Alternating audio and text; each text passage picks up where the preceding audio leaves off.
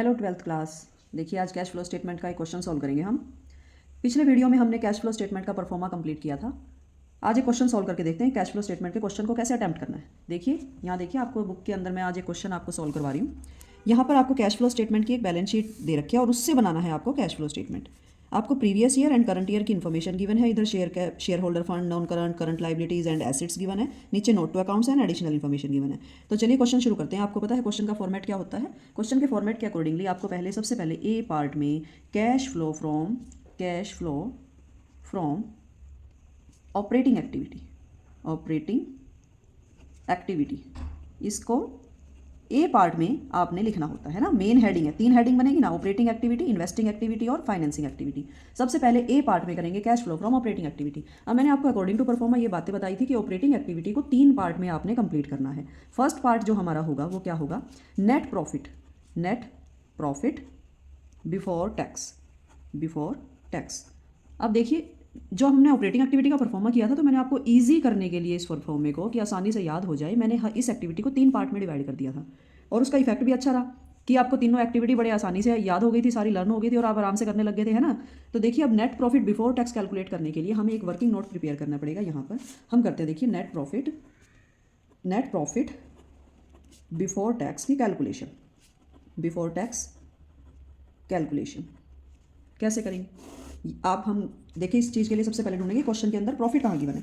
Profit question के अंदर सबसे पहले गिवन है यहाँ net profit earn during the year 1 lakh. ठीक है, इसी प्रॉफिट को ले लेंगे और इस प्रॉफिट में फिर 4 चीज़ें हमें ऐड करनी होती हैं। प्रोविजन फॉर टैक्स, ये देखिए यहाँ गिवन है provision for tax, previous year का, करंट ईयर का। कौन सा लेते हैं हम, करंट ईयर का लेते हैं यहाँ पर नेट प्रॉफिट के टाइम पे। और प्रीवियस ईयर वाला जब ऑपरेटिंग एक्टिविटी खत्म हो जाएगी तो बिल्कुल एंड में, लास्ट में हमने इसको माइनस करना है। तो एक चीज़ तो मिल गई, ये प्रोविजन फॉर टैक्स। एक होता है ट्रांसफर टू जर्नल रिजर्व, वो भी गिवन नहीं है पूरे क्वेश्चन में कहीं।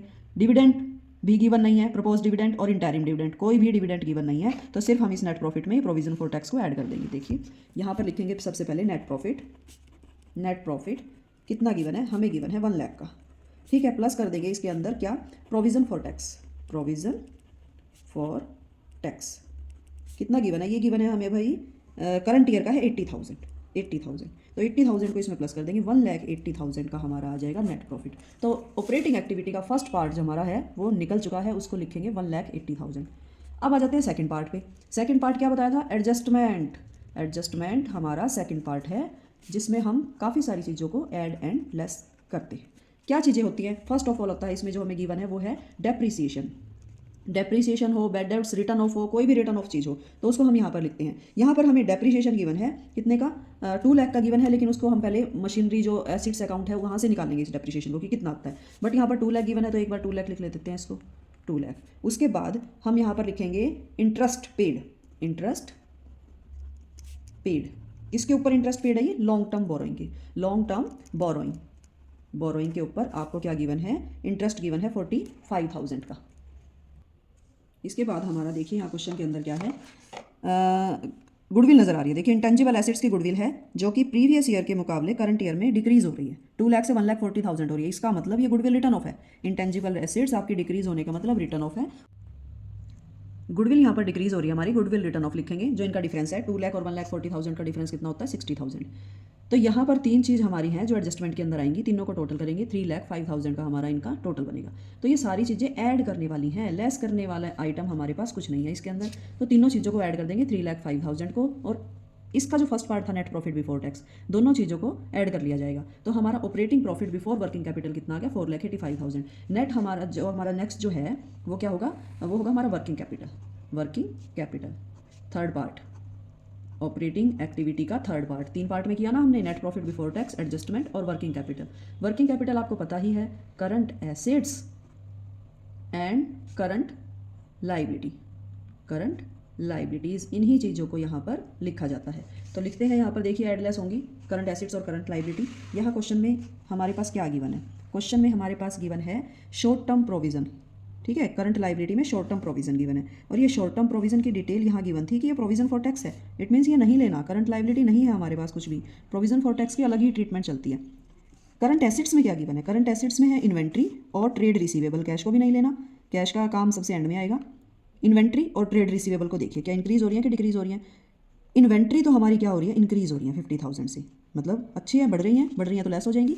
ट्रेड रिसीवेबल हमारा 3 से 5 हो रहा है, ये भी 2 लाख का बढ़ रहा है, इंक्रीज हो रहा है, तो ये भी लेस हो जाएंगे। तो दोनों चीज़ें हमारी वर्किंग कैपिटल के अंदर लेस हो जाएंगी। क्या लिखेंगे? लेस इन्वेंट्री, इन्वेंट्री और क्या था? Trade receivable, trade receivable. कितने कितने आइटम से था? ये तो था इन्वेंट्री 50,000 से और ये था 2 लाख से। इनका डिफरेंस क्या आ गया? लेस होने वाली अमाउंट हमारी 2,50,000। इसको ब्रैकेट में रखेंगे। क्या मतलब इसका? कि ये नेगेटिव में है। अब जो हमारा नेट आंसर आएगा उसको लिखेंगे हम कैश फ्रॉम ऑपरेटिंग एक्टिविटी। एक काम और बाकी है ना इसमें अभी, एक्टिविटीज़। क्या बाकी है? प्रोविजन फॉर टैक्स को लेस करने का। यहाँ से नेट कंक्लूजन हमारा क्या निकला है? 4,85,000 में से 2,85,000। यहाँ से हमारा लेस करने का वर्किंग कैपिटल आया था 2,50,000।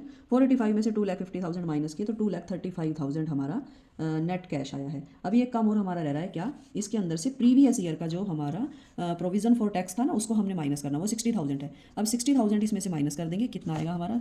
0,005 एंड 6। तो ये हमारा आ गया cash flow from operating activity, operating activity. अब आई हमारी बारी सेकंड बी पार्ट की। बी पार्ट क्या होता है हमारा? Cash flow from investing activity, investing activity.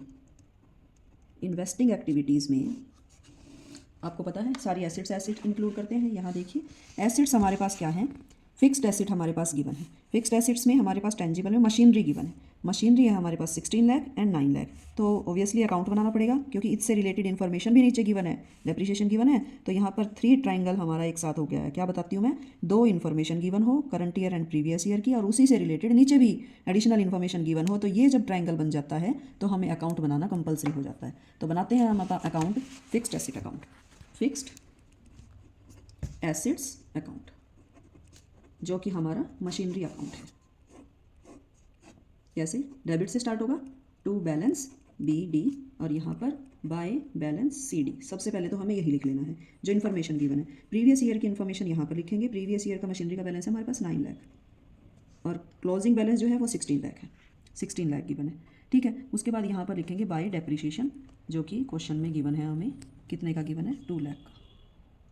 अब यहाँ पर बैलेंसिंग फिगर जो होगी वो हमारी क्या आ जाएगी? अगर यहाँ आई तो सेल है और इधर आई डेबिट में तो वो परचेज है। तो यहाँ पर हमारी बैलेंसिंग फिगर जो है ना वो डेबिट में आएगी।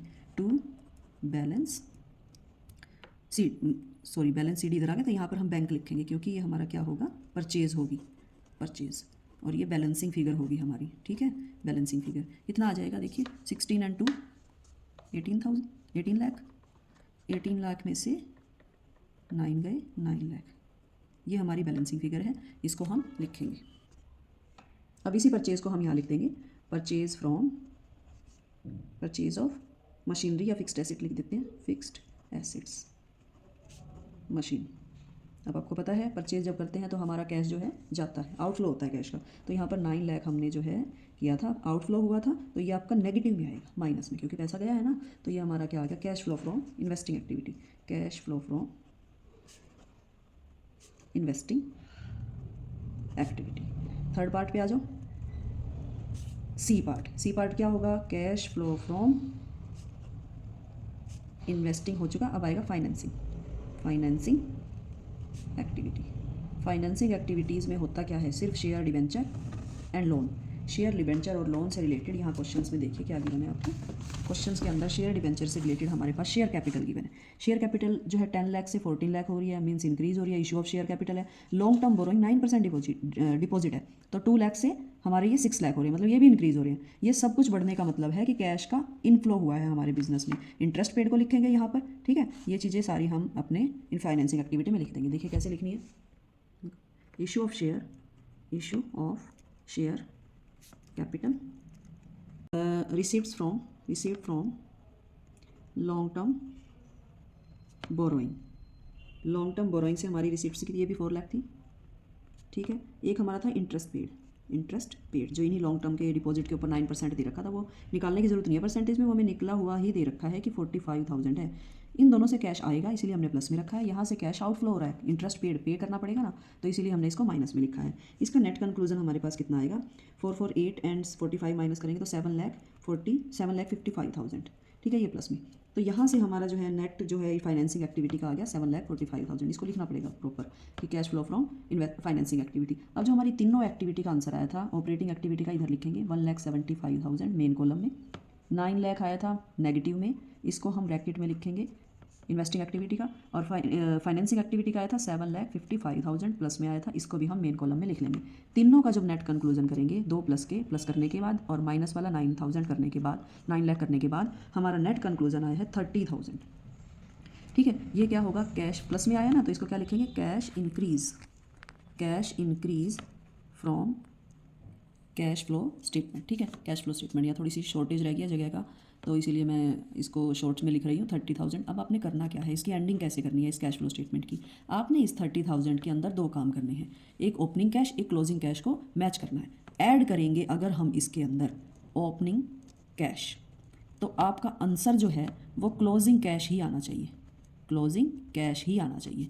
देखिए, देखते हैं कितना दे रखा था आपका ओपनिंग कैश क्वेश्चन के अंदर। यहाँ से देखिए, ओपनिंग कैश आपका दे रखा था 60,000। अगर हम इस अमाउंट में 60 प्लस कर देते हैं तो आपका आंसर 90 ही आना चाहिए, क्योंकि 60 ओपनिंग कैश है, 90 क्लोजिंग कैश है। यहाँ से आपका क्वेश्चन भी टैली हो जाता है, आपको कुछ खास यहाँ पर आंसर भी देखने की जरूरत नहीं। अगर एग्जाम हॉल में अगर आपको इस तरह से आ जाए क्वेश्चन, तो आप यहाँ से आप अपना आंसर टैली कर सकते हो। देखो 30,000 है, ओपनिंग कैश था 60,000, अगर हम इसके अंदर 60,000 ऐड कर देंगे तो आपका आंसर 90 बना। तो आपको ध्यान हो, क्वेश्चन के अंदर भी क्या था आपका आंसर, क्लोजिंग कैश 90,000 ही था। तो इसका मतलब ये क्वेश्चन बिल्कुल आपका करेक्ट है। तो कैश फ्लो स्टेटमेंट का ये आपका एक कंप्लीट फुल फ्लैश क्वेश्चन है, जो आपने इस तरह से अटैम्प्ट करना है। करने में कोई मुश्किल नहीं है। ऑपरेटिंग पार्ट को हम 3 पार्ट में डिवाइड कर लेंगे, जो मैंने आपको अच्छे से लर्न करवा रखा है। फिर भी आप परफॉर्मा देख लीजिएगा पिछले वाले वीडियो के अंदर, तो आपको क्लियर हो जाएगा। इन्वेस्टिंग एक्टिविटी में हमें फिक्स्ड एसेट के बारे में लिखना होता है, और फिक्स्ड एसेट अकाउंट से बनता है। ठीक, फाइनेंसिंग एक्टिविटी में सिर्फ 3 चीज़ें आती हैं, शेयर, डिबेंचर और लोन, और उनसे रिलेटेड इंटरेस्ट और डिविडेंड वगैरह अगर हो तो गिवन, तो वो लिख देते हैं। और आपको पता है सारी चीज़ें अकॉर्डिंग टू परफॉर्मे वाली कुछ भी इतनी सारी चीज़ें गिवन नहीं होती, उनमें से दो चार चीज़ें मिलती हैं। तो एक तो आपको ये नेट प्रॉफिट बिफोर टैक्स की कैलकुलेशन करना बहुत ज़रूरी है, और एक आपको फिक्स्ड एसेट का जो प्रोसीजर है बना के दिखाना पड़ेगा, आपको ये सब कुछ करके दिखाना पड़ेगा, तब जाके आपका ये आंसर आएगा। ठीक है, तो कैश फ्लो स्टेटमेंट के कुछ और भी क्वेश्चन आप सॉल्व करके देखिएगा जो आपकी बुक के अंदर गिवन है। Okay, thank you.